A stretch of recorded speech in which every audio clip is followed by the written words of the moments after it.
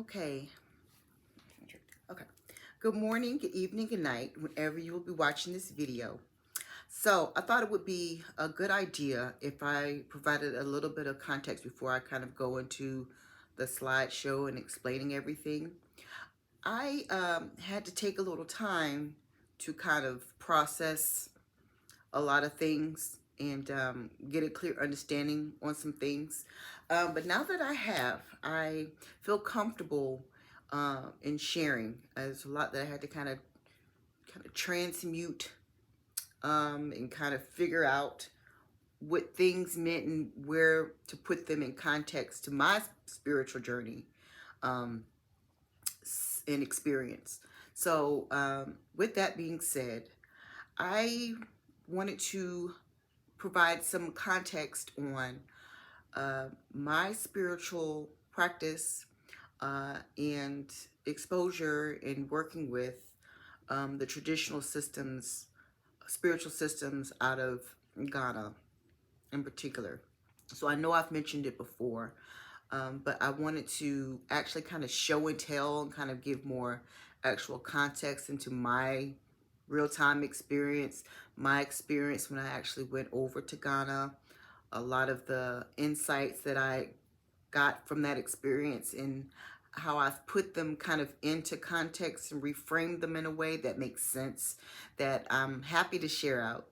I hope that from this process and from sharing this, there can kind of maybe be new connections, new growth in understanding the traditional spiritual practices and the spirits of nature and the gods of nature that are all around us. So, with that being said, so Mami Wata is a spirit, water spirit that is found throughout West Africa. It's actually a stage name. It's a collection of spirits. And what's little known about this is that it's actually very much an earth-based tradition. So I had the opportunity to actually go through an initiation with Mami Wata and with Chief Amachi, formerly known as Chief Amachi, before he passed away. So we had the opportunity to learn a lot about the spirits that exist in nature and how to connect with those spirits in nature through specific rituals and patterns that exist in nature that are all passed on and shared when you go through an initiation process. What's interesting is that it's very closely aligned to hoodoo practices in the South. So these are the actual animals that were given in sacrifice in establishing the spirit at the ritual and initiation. It also required me to stay outside and camp outside in nature at the riverside, so it was a great experience. So you learn about many of the different offerings and rituals and formulas that you put together to connect with the spirits that exist in nature. It's all about the enrichment of your spiritual eyes and spiritual understandings of the world around you and the rhythms around you. So the spirits of God that exist in nature can be found in water and also on land.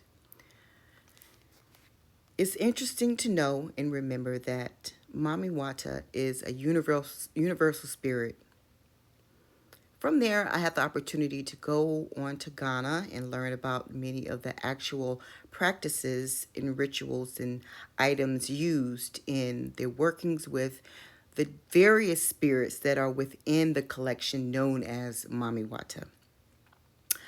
In Ghana, they sell so many different types of products and oils and everything that are used to summon and connect with and worked with any or one of the Mami Wata spirits.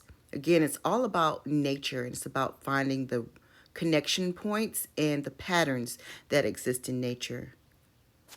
So to give a little background on this, when I was in Ghana, the person that I worked with, that particular Nana, this is his shrine. So they all have shrines that are the house of the spirit, or the connection point that we make in ritual to connect with the spirits in nature.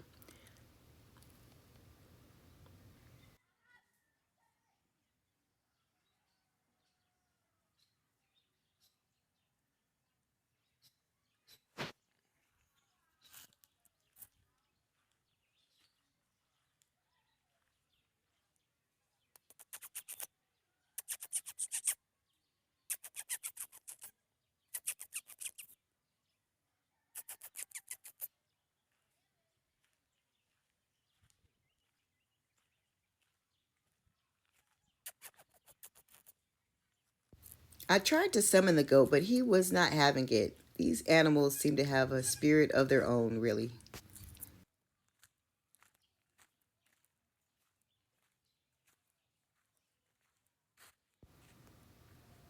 So I had kind of a behind the scenes look at how spiritual shrines are created and connected.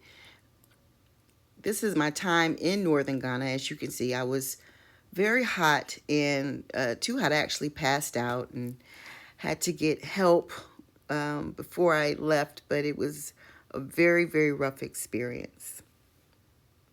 But I'm glad that I did it ultimately. There's no other way to learn about something than to go to a place and learn about it. So, for that reason alone, it was worth it.